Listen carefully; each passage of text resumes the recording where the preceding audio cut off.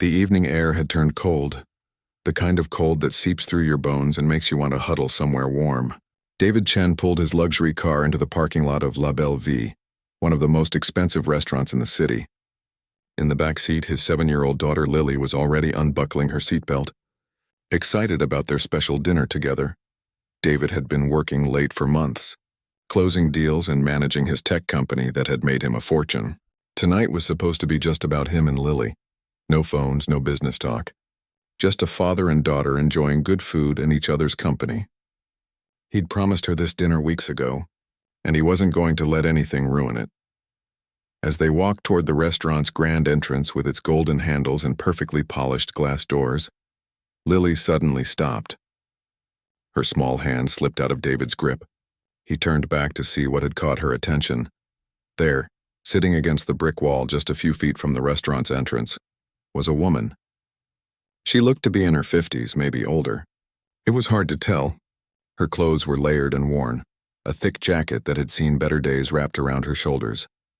A small cardboard sign rested against her knees, and a paper cup sat in front of her with a few coins inside. Her head was down and she was rubbing her hands together trying to generate some warmth. Lily stood there staring, not in the way some people stare at homeless folks with disgust or pity, but with genuine curiosity, the kind of curiosity that only children seem to have, the kind that hasn't been taught to look away yet.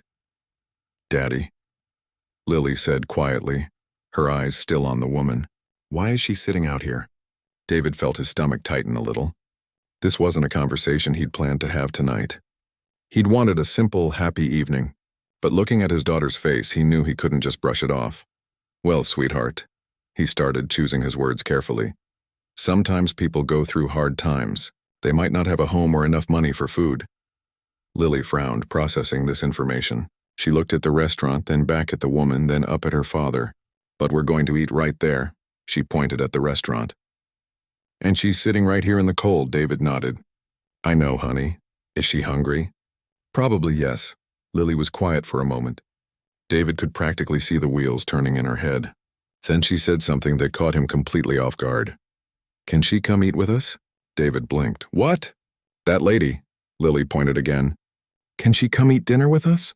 "She's cold and hungry and we have a table inside." For a moment, David didn't know what to say. He looked at the restaurant's entrance, then at the woman, then back at his daughter's hopeful face. His mind raced through a dozen different responses. The practical ones, the easy ones, the ones that would avoid any awkwardness. "Lily, it's not that simple," he began. "Why not?" Lily asked, and there was no challenge in her voice, just genuine confusion. "You always say we should help people who need help." She had him there. David had said that many times. He'd taught Lily about charity and kindness. He'd written checks to homeless shelters and food banks. But this was different. This was personal, direct and right in front of them. "Let's go inside first," David said, gently guiding Lily toward the entrance. "We can talk about it." As they walked through the doors, David nodded to the hostess, a young woman in a crisp black dress who smiled warmly at them. "Good evening, Mr. Chen. Your table is ready." The restaurant was beautiful, all soft lighting and elegant table settings. Piano music played softly in the background. The other diners were dressed in expensive clothes, speaking in hushed tones over wine and perfectly plated food. This was David's world, the world his success had bought him access to. The hostess led them to a table by the window, a window that looked directly out onto the street where the woman still sat. Lily climbed into her chair and immediately looked outside. David could see the woman's silhouette against the evening streetlights. He watched his daughter's face, saw the way she kept glancing outside between looking at the fancy menu. A waiter appeared, all smiles and professional courtesy. "Good evening. Can I start you off with some drinks?" "Apple juice, please," Lily said absently, still looking out the window. "And I'll have water," David added. "We need a few minutes with the menu." The waiter nodded and disappeared. The moment he was gone, Lily looked at her father with those big, earnest eyes. "Daddy, she's still out there." "I know, sweetie. She must be really cold, and we're in here where it's warm." David set down his menu. He knew this conversation wasn't going away. "Lily, what you're feeling is called compassion. It's a good thing to care about other people, but inviting someone into a restaurant like this, it's complicated." "Why?" Lily asked. "You always bring your business friends here. You brought Uncle Tom here last week. That's different. How? David struggled to find an answer that wouldn't sound terrible when said out loud. Because she's homeless? Because she might make other people uncomfortable? Because this restaurant has standards? Every explanation that came to mind sounded worse than the last. Before he could answer, a man at the next table leaned over slightly. He was middle-aged, wearing an expensive suit, and he'd clearly overheard their conversation. "Excuse me," he said, his voice low. "I couldn't help but overhear. You're not seriously considering bringing that woman in here, are you?" David felt a flash of irritation. "I'm having a private conversation with my daughter." The man held up his hands. "I understand. I have kids too. But this is a nice establishment. There are standards. If you want to help her, give her some money on your way out. But don't ruin everyone else's evening by bringing her in here." Lily looked between her father and the stranger, confusion written all over her face. "Why would it ruin everyone's evening?" The man looked uncomfortable. "Well, it's just inappropriate. Why?"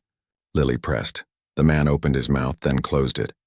He looked at David as if expecting him to step in and explain. But David was looking at his daughter, seeing something he'd never quite noticed before. She wasn't trying to be difficult or prove a point. She genuinely didn't understand why a hungry person couldn't come inside and eat. And suddenly David wasn't sure he understood either, at least not in a way that would make sense when he said it out loud. Their waiter returned with drinks, and the man at the next table went back to his own meal, shaking his head slightly. David watched him, then looked around at the other diners. Everyone looked comfortable, content, wrapped up in their own worlds. Through the window, he could still see the woman outside, alone. "Daddy," Lily said softly, "if I was sitting outside in the cold, would you want someone to bring me inside?" The question hit David like a punch to the chest. He looked at his little girl, her face so innocent and open, and he felt something shift inside him. She wasn't trying to manipulate him or teach him a lesson. She'd asked a simple question that had a simple answer. "Yes," he said quietly, "I would." "Then why can't we do that for her?" David was quiet for a long moment. He thought about all the business lessons he'd learned over the years, about image and reputation and maintaining certain standards. He thought about what his business partners might say if they heard about this. He thought about the uncomfortable looks from other diners, the potential scene it might cause. Then he thought about what kind of man he wanted to be. More importantly, what kind of man he wanted his daughter to see him as. He looked out the window one more time at the woman sitting in the cold, then back at Lily's hopeful face. "You know what?" he said, making a decision that surprised even himself. "You're right. She's cold, we're warm. She's hungry, we have food. Let's go ask her." Lily's face lit up like Christmas morning. "Really?" "Really," David said, standing up from the table.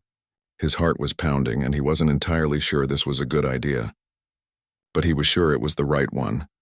As he took Lily's hand and headed for the door, he could feel eyes on them from every table in the restaurant.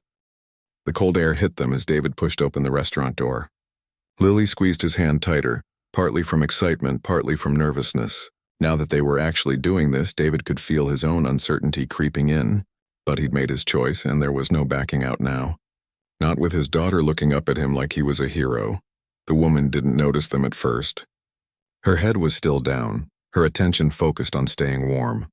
As they got closer, David could see details he'd missed before. Her hair was gray and pulled back in a messy ponytail. Her hands were red from the cold, the fingernails cracked and dirty. The sign beside her was simple, written in shaky handwriting. "Anything helps. God bless." David cleared his throat gently. "Excuse me, ma'am?" The woman's head jerked up, and for a split second David saw fear flash across her face. That look hit him hard. She was scared of them, or at least scared of what they might do. How many times had people yelled at her or chased her away from storefronts? But then she saw Lily, and her expression softened a little. Kids were less threatening than adults, David supposed. Yes? Her voice was raspy, like she didn't use it much anymore. David suddenly realized he had no idea how to say what he wanted to say. How do you invite a stranger to dinner without making them feel like charity? Without making it weird or uncomfortable? Lily had no such hesitation. She stepped forward, still holding her father's hand. "Hi," she said with a smile. "I'm Lily. What's your name?" The woman blinked, clearly surprised by the direct approach.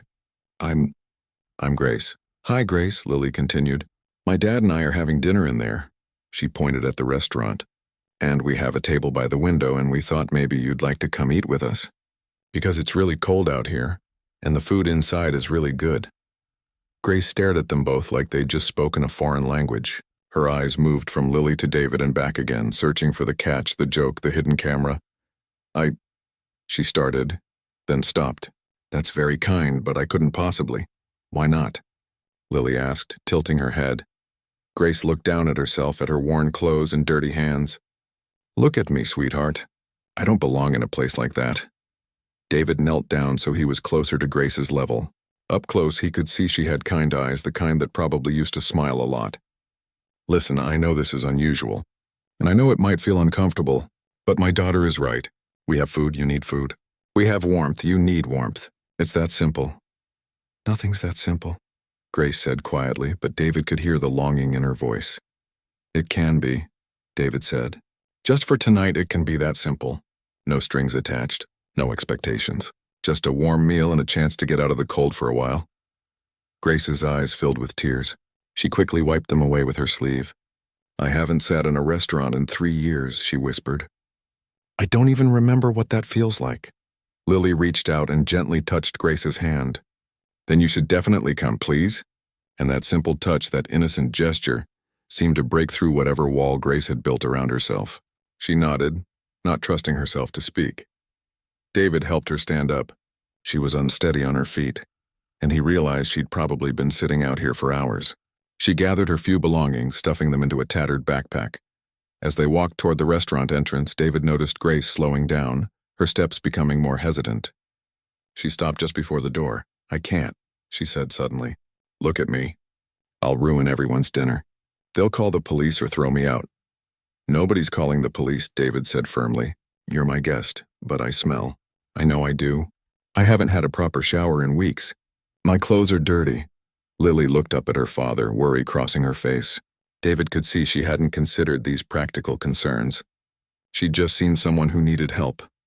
"Grace," David said gently, "everyone in there puts on fancy clothes and pretends to be perfect. But you know what? You're being honest. You're being real. That's worth more than any expensive outfit." Grace laughed, but it was a broken sound. "That's a nice thought. But the world doesn't work that way." "Maybe it should," David said. "And maybe it starts with small things. Like a little girl who sees someone in need and wants to help."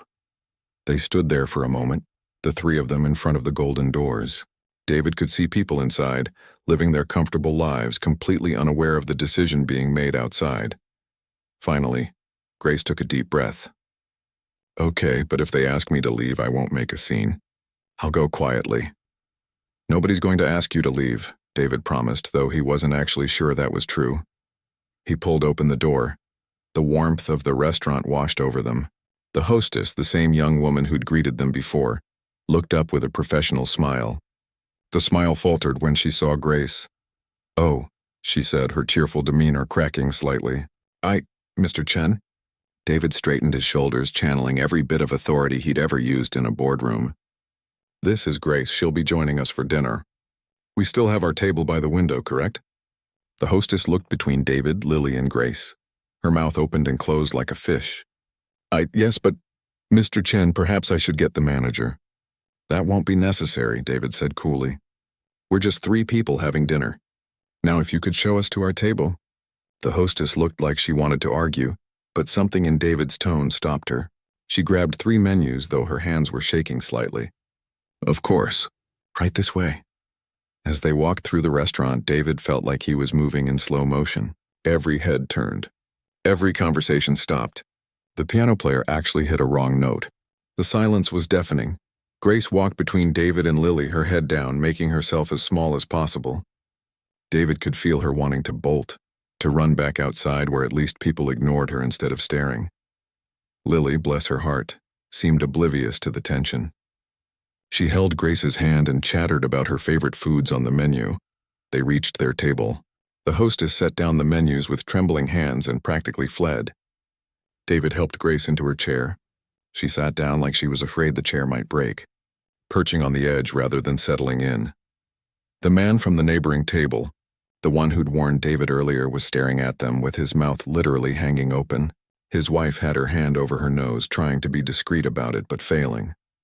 David sat down and picked up his menu like this was the most normal thing in the world. Lily did the same. Grace just sat there, her hands folded in her lap, looking like she might cry. A different waiter approached their table, younger than their original waiter, and clearly drawing the short straw. He looked terrified. "Good evening," he said, his voice barely above a whisper. "Can I, take your order?" "We haven't looked at the menus yet," David said pleasantly. "But could we start with some hot tea? And maybe some bread and butter while we decide?" The waiter nodded and hurried away. The moment he left, Grace leaned forward. "Everyone's staring," she whispered. "Let them stare," David said. "You have every right to be here." "Do I, though?" Grace asked. "Really?" Before David could answer, a man in an expensive suit approached their table. He was older, with gray hair and the confident walk of someone who was used to being in charge. "The manager, Mr. Chen," he said, his voice smooth but his eyes hard. "Could I have a word with you? In private?" David looked at Lily, then at Grace. "Anything you need to say, you can say here." The manager's jaw tightened. "Very well, Mr. Chen, I understand you're a valued customer and we appreciate your business. But we have certain standards here. Other guests are complaining. This is simply not appropriate." "What's not appropriate?" David asked calmly. "A paying customer having dinner with guests?" "Mr. Chen, please. You know what I mean. This woman." He gestured vaguely at Grace without looking at her. "She doesn't belong here. She's making people uncomfortable." "She has a name," Lily piped up suddenly. "It's Grace." The manager barely glanced at her. "Nevertheless, I'm going to have to ask her to leave. If you want to help her, we can box up a meal to go. But she cannot dine in the restaurant." David felt anger rising in his chest. He'd expected this, but hearing it said out loud was different.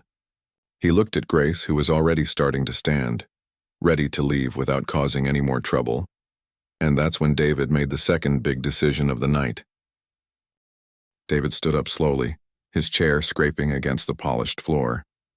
The sound seemed loud in the tense silence that had fallen over the restaurant. He looked the manager straight in the eye. "No," he said simply. The manager blinked. "Excuse me?" "I said no. Grace is not leaving.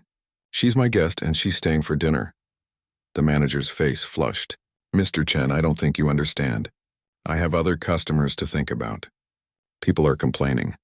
If she stays, I'll lose business." "Then lose it," David said. He pulled out his wallet and took out a credit card, laying it on the table. "Here's what's going to happen. Grace is going to have dinner with us. She's going to order whatever she wants. And if any of your other customers have a problem with that, you can comp their meals. Put it all on my card." The manager stared at the card like it was a snake. "Mr. Chen, this isn't about money, isn't it?" David asked.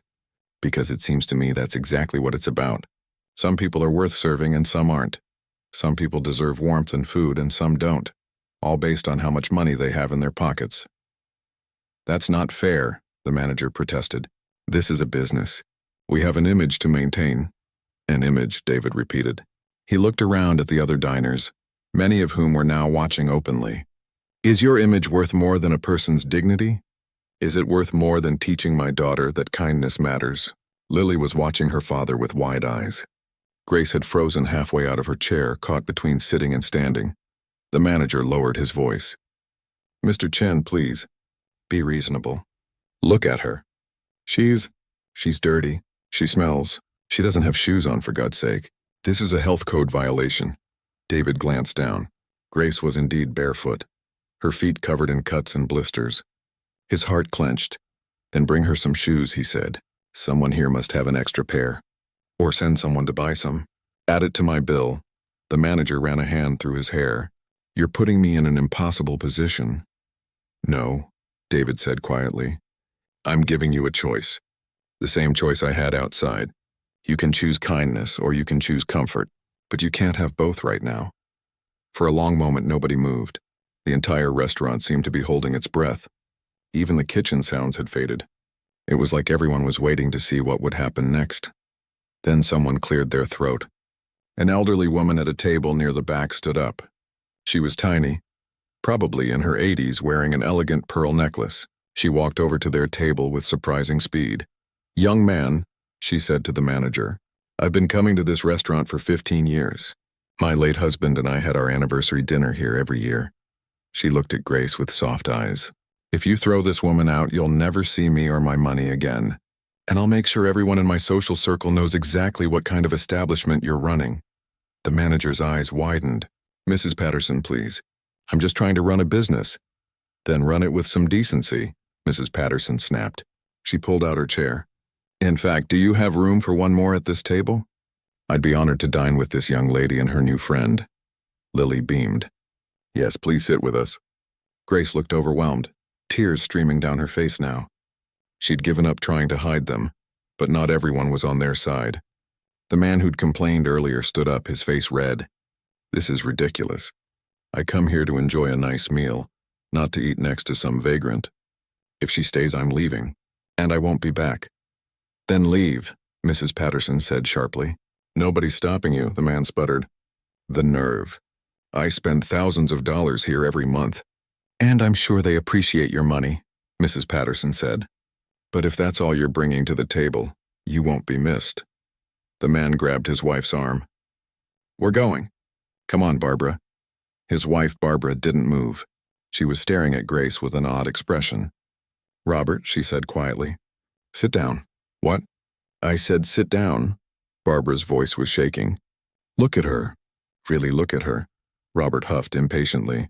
I don't need to look at her. She's homeless. What more is there to see? She's a person, Barbara said, her voice growing stronger. A person who's struggling. Like my sister was. The table fell silent. Robert's angry expression shifted to confusion. What are you talking about? Barbara turned to him and David could see tears in her eyes. My sister, Diane, the one who died 5 years ago. Before she died, she was homeless for 2 years. Did you know that? Robert's face went pale. No, you never told me. Because I was ashamed, Barbara said, her voice breaking. She had addiction problems.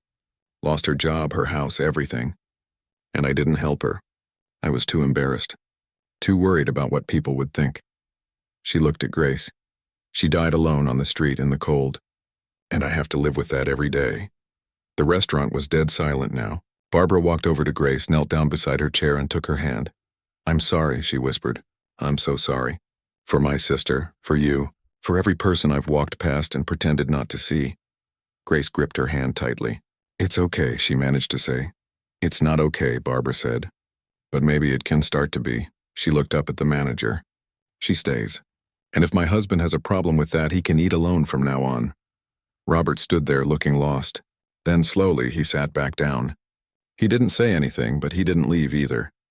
The manager looked around the restaurant. Some people were nodding. Some were crying. A few still looked uncomfortable, but nobody else was threatening to leave. He let out a long breath. Fine, she stays. But we're doing this right. He turned to one of the servers. Michael, go to that boutique across the street. Buy whatever clothing and shoes you think will fit this lady. Comfortable stuff. Warm stuff. Use the restaurant account. The server nodded and hurried out. The manager looked at Grace. Ma'am, we have facilities in the back. If you'd like to freshen up, wash your hands and face, you're welcome to. And I apologize for how I treated you. That was wrong of me. Grace nodded, not trusting her voice. Lily jumped up. I'll go with you. I can show you where it is. David started to object, but Mrs. Patterson put a hand on his arm. Let them go. Your daughter knows what she's doing. Lily took Grace's hand and led her toward the back of the restaurant. As they walked, something remarkable happened. People started standing up. Not to leave, but to move aside, to make a path. Some reached out to touch Grace's shoulder gently as she passed. One woman pressed some money into her hand. Another offered her phone number, saying she knew of job openings.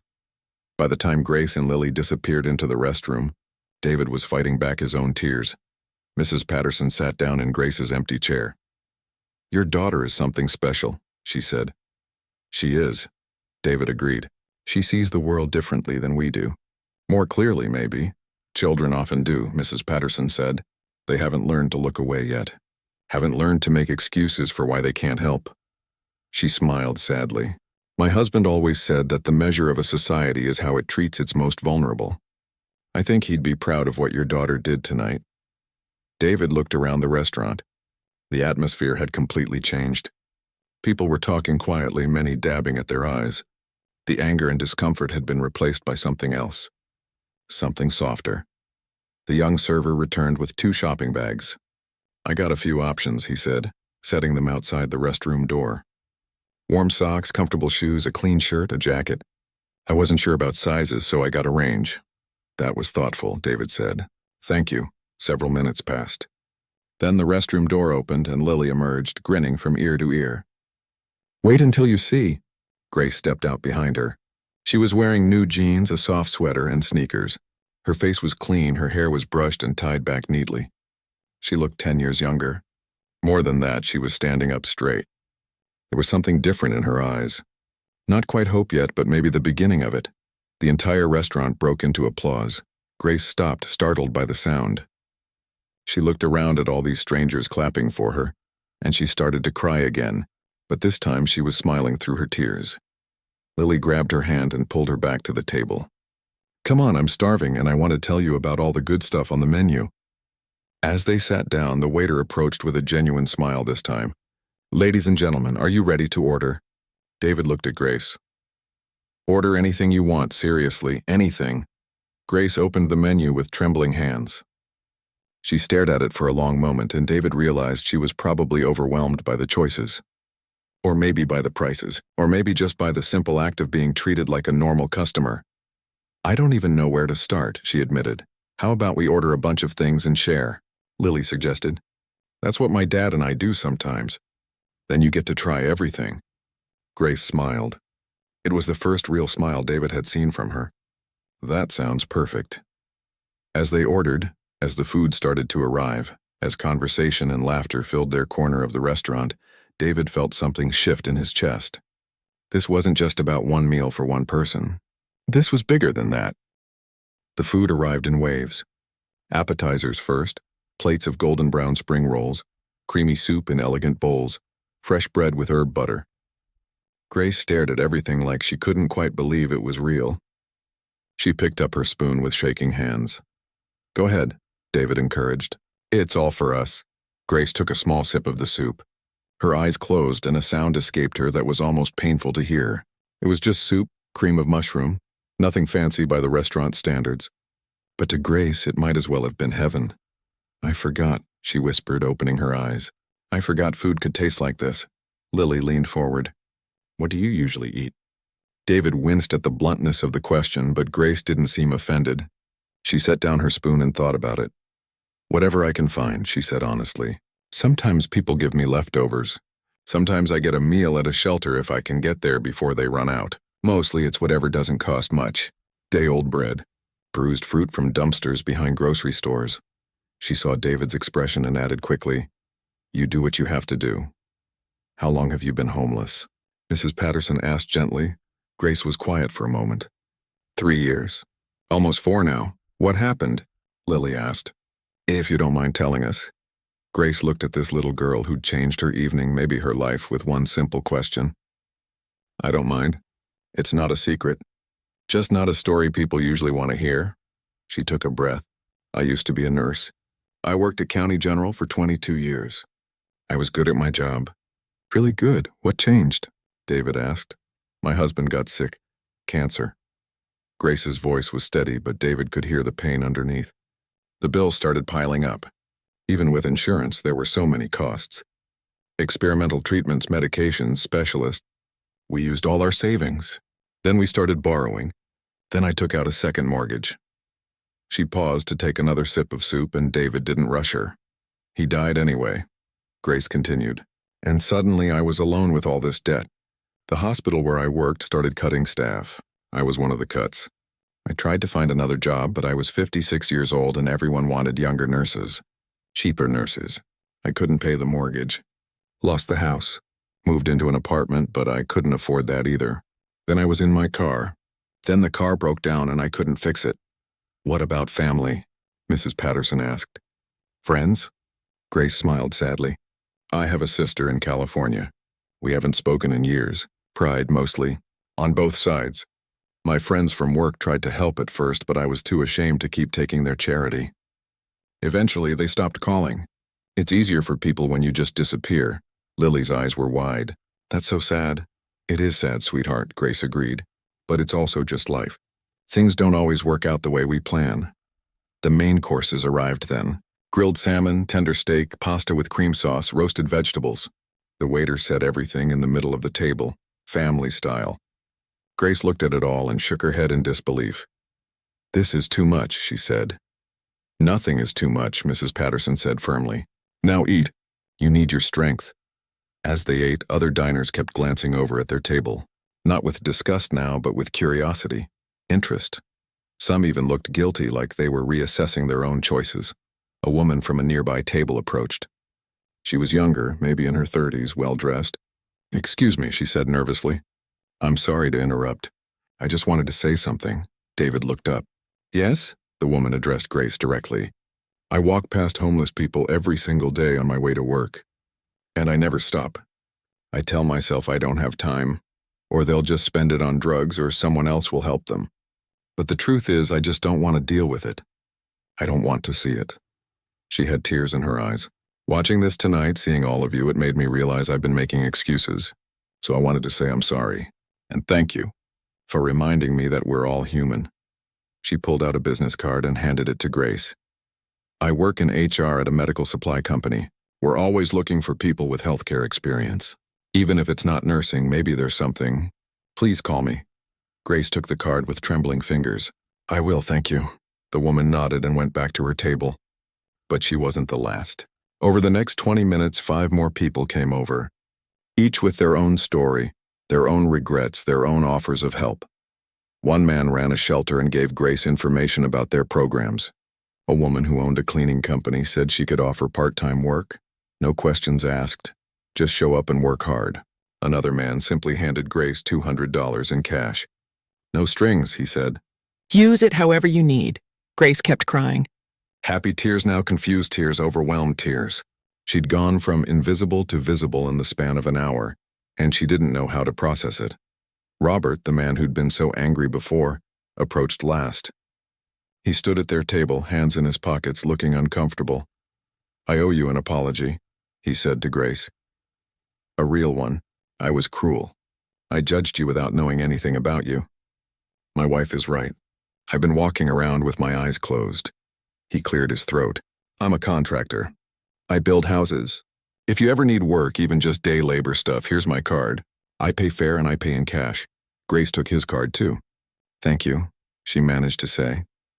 After Robert left, Grace looked down at the small pile of business cards in front of her. "I don't understand," she whispered. "Why is everyone being so nice?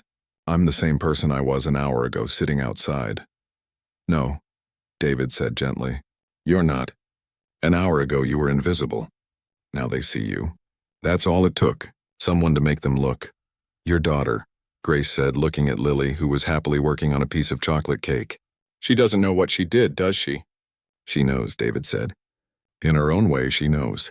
She saw someone who needed help and she helped. For her, it's that simple." "It should be that simple," Mrs. Patterson added. "For all of us. We make it complicated with our rules and our judgments and our fears. But at the end of the day, it really is just about seeing each other, about remembering we're all connected."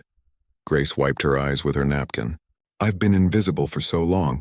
I forgot what it felt like to have people look at me like I'm a person, not through me, not past me, but at me."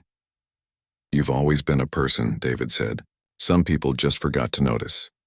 As they finished their meal, the manager approached again. He looked different now, less rigid. He pulled up a chair without asking and sat down. "I need to say something," he started. "I've been managing this restaurant for 12 years. In that time, I've kicked out a lot of people who didn't fit our image. Homeless people mostly, sometimes families who couldn't afford to leave big tips, kids who were too loud. I told myself I was protecting my business, maintaining standards." He looked at Grace. "But tonight showed me I was just protecting my own comfort. I was choosing money over people." He pulled out a gift card. "This is good for 30 meals here. Whenever you want, whoever you want to bring. No questions asked. And if you ever need a warm place to sit during the day, our lobby is always open. Consider it a standing invitation." Grace took the gift card like it was made of gold. "I don't know what to say." "Say you'll use it," the manager replied. "Say you'll give me a chance to do better." "I will," Grace promised. The manager stood up. "Mr. Chen, your meal tonight is on the house, all of it. Consider it a thank you for teaching me something important." He paused. "Also, starting next week, we're implementing a new program. Every Sunday, we're going to prepare 20 meals for the local homeless shelter. And once a month, we're opening our doors for a free community dinner. Anyone can come. Everyone will be welcome." David was stunned. "That's incredible." "It's the least I can do," the manager said. He shook David's hand, then Grace's, then gently patted Lily's head before walking away. Mrs. Patterson smiled. "See what one act of kindness can do? It ripples out. Touches people you didn't even know were watching." As the evening wound down, Lily was getting sleepy, her head drooping against her father's arm. Grace looked more alive than she had when they'd met, but also exhausted in a different way. The emotional weight of the evening was catching up with all of them. "I should go," Grace said. "You've both done so much already. More than I can ever repay." "Where will you go?" Lily asked sleepily. Grace hesitated. "There's a shelter about 2 miles from here. If I walk fast, I can make it before they close for the night." "You're not walking anywhere," Mrs. Patterson said firmly. She pulled out her phone and made a call. "Yes, this is Helen Patterson. I need a car sent to La Belle Vie restaurant immediately." "No, not for me. For a friend." "Yes, that's fine. Bill it to my account." She hung up. "A car will take you wherever you need to go." Grace's eyes filled with tears again. "I don't deserve this." "Everyone deserves this," Mrs. Patterson corrected. "Everyone deserves to be treated with dignity and kindness. We've just forgotten that somewhere along the way." David reached into his wallet and pulled out all the cash he had, about $400. He handed it to Grace. "Take this. Get a room somewhere for a few nights. Call those numbers people gave you. Follow up on those job offers." "I can't accept this," Grace protested. "Yes, you can," David said. "And you will. Because tomorrow you're going to start rebuilding your leffy." 3 months had passed since that night at La Belle Vie. David was in his office when his assistant buzzed him. "Mr. Chen, there's a Grace Wilson here to see you. She doesn't have an appointment, but she says you know her." David's head snapped up. Grace. He'd thought about her often since that night, wondered if she'd followed through with any of those job offers, if she was okay. "Send her in immediately." The woman who walked through his door was almost unrecognizable from the person he'd met on the street corner. Grace wore simple but clean clothes, her hair was neatly styled, and most importantly, she was smiling. "Really smiling?" "Grace," David stood up, coming around his desk. "It's wonderful to see you. Please sit down." Grace sat looking around at his office. "I should have called first, but I was in the neighborhood and I wanted to thank you in person, to show you what happened because of that night." "You don't need to thank me," David said. "How are you? Where are you living?" "That's what I came to tell you," Grace said, and her eyes were bright. "I called that woman from the restaurant, the HR manager. She helped me get a job at her company. It's not nursing, but I'm working in their medical equipment department helping train people on how to use different machines. Turns out my nursing background was exactly what they needed." "That's fantastic," David said, genuinely happy. "It gets better," Grace continued. "I've been there for 2 months now. The pay is decent and they have benefits, real benefits with health insurance and everything. I saved up enough for a security deposit and first month's rent on a small apartment. Nothing fancy, just a studio, but it's mine. I have my own key, my own door that locks, my own bed." She said those last words with such wonder that David felt his throat tighten. Things he took for granted every single day were miracles to her. "I'm so proud of you," he said. "That took real courage starting over." "I had help," Grace said. "So much help. Robert, that contractor who apologized, he gave me some work on weekends, just organizing supplies and keeping track of inventory, but it was extra money. Mrs. Patterson called me every week to check on me. She connected me with a counselor who helps people transition out of homelessness. Even the restaurant manager, he kept his word. I've eaten there twice, and both times people treated me like I belonged." "You do belong," David said. Grace nodded. "I'm starting to believe that again. But that's not the only reason I came." She reached into her bag and pulled out an envelope. "I wanted to give you this." David opened it. Inside was a check for $400, the exact amount he'd given her that night. "Grace, you don't have to pay me back." "I know," she said, "but I wanted to. Not because I owe you, but because I can. Because I'm standing on my own feet again." She leaned forward. "Do you know what the hardest part of being homeless was? It wasn't the cold or the hunger. It was feeling like I had nothing to give, like I was just a burden, just someone who took and could never give back. You gave me a chance to be a person who contributes again. So please take it. Let me have this dignity. David looked at the check, then at her determined face. He understood. This wasn't about the money. It was about her reclaiming her sense of self-worth. Okay, he said, taking the check. But only if you promise me something. What? That if you ever see someone in need, someone sitting where you were, you'll remember what it felt like. And you'll help them however you can. Grace's eyes filled with tears. I already have. There's a woman at the shelter I used to stay at. She has 3 kids. I've been tutoring them twice a week, helping them with homework. It's not much, but it's everything, David interrupted. That's exactly what I'm talking about. Grace wiped her eyes. How's Lily? I think about her all the time. That little girl saved my life. She's good, David said. That night changed her too. Changed both of us, actually. How so? David thought about how to explain it. Before that night, I thought I was a good person because I donated to charity. I wrote checks to homeless organizations and food banks. I felt good about myself for helping from a distance. He paused. But Lily showed me that real kindness isn't about writing checks. It's about seeing people, really seeing them. It's about being willing to get uncomfortable, to have hard conversations, to stand up when it would be easier to sit down.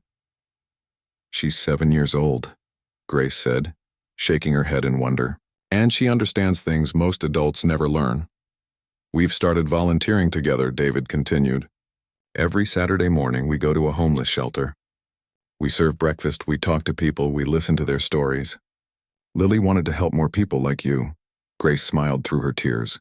She's a special kid. She is, David agreed. And she asked about you. She wanted to know if you were okay, if you found a place to live. She'll be so happy when I tell her I saw you today. Could I see her? Grace asked hesitantly. Would that be okay? I'd love to tell her thank you myself. She'd love that, David said. How about you come to dinner at our house? Next Sunday? Nothing fancy, just the 3 of us. I'd like that very much, Grace said. They talked for a few more minutes, catching up on the details of Grace's new life. She told him about her co-workers, about the first time she'd bought groceries for her apartment, about the simple joy of taking a hot shower whenever she wanted. Things that seemed mundane but were precious to someone who'd lost them. As Grace was getting ready to leave, she turned back. Can I tell you something? About that night? Of course. When you and Lily first approached me, I was planning to kill myself, Grace said quietly. That's why I was sitting right there in front of that restaurant. I'd decided that was my last night. I was going to wait until the restaurant closed, until the streets were empty, and then I was going to walk to the river. I had it all planned out. David felt like he'd been punched in the stomach. Grace. But then this little girl with a bright smile asked me to dinner, Grace continued. And suddenly I had to live for at least 1 more hour, just to see what would happen. And then the hour became a night, and the night became a day. And now it's been 3 months and I don't want to die anymore. I want to live. I want to see what else might happen. David couldn't speak. He hadn't known. That night he'd thought they were just giving someone a meal. He hadn't realized they were literally saving a life. Grace reached out and squeezed his hand. You and Lily, you gave me a reason to hold on for 1 more day. That's all it took. Just 1 more day. And then another. And another. So when I say thank you, I mean thank you for my life. Thank you for my second chance. After Grace left, David sat in his office for a long time, staring out the window. He thought about how close they'd come to just walking past her. How easy it would have been to tell Lily no, to go inside and have their dinner and never think about the woman outside again. One simple question. Can she come eat with us? That's all it had taken to change everything. That evening, David picked up Lily from school. As she climbed into the car, chattering about her day, he interrupted her gently. Guess who I saw today? Who? Grace. She came to my office. Lily's face lit up. Really? Is she okay? Does she have a house now? She has an apartment, David said. And a job. And she's doing really well. And it's all because of you. Lily shook her head. It's because of her. She's the one who did all the hard work. David smiled at his daughter's wisdom. You're right. But you gave her a chance to do that work. You saw her when everyone else was looking away. Daddy, Lily said seriously, Can we go back to that restaurant soon? And help more people? I think we can do better than that, David said. He'd been thinking about this for weeks. What if we started our own program? We could work with restaurants all over the city.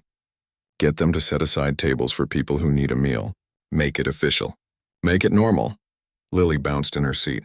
Yes, can we call it Lily's Tables? David laughed. How about Grace's Tables? In honor of the first person we helped? Lily thought about it. Okay, but only if Grace helps us run it. I'll ask her, David promised. Over the next few months, Grace's Tables became a reality. David used his business connections to get 20 restaurants on board. Each restaurant agreed to provide 5 free meals a week to people in need.